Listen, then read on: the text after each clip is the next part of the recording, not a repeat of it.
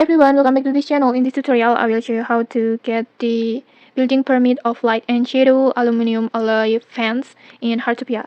So in this spring season, Hartupia has a Dreamlight cinematic event that in here you can get many rewards from the battle pass.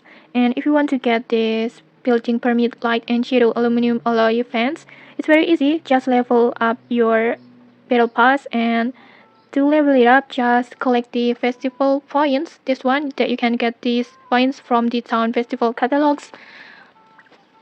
This one, this one, or you can also get it from the festival limited collections that you can just complete it every week. This one, and you can also get it from the daily quest rewards.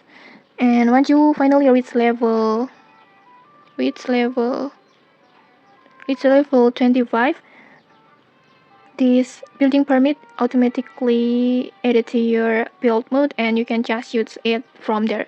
And okay, that's it. If you found this helpful, don't forget to like, comment, and subscribe for more tutorials. Thanks for watching, and see you.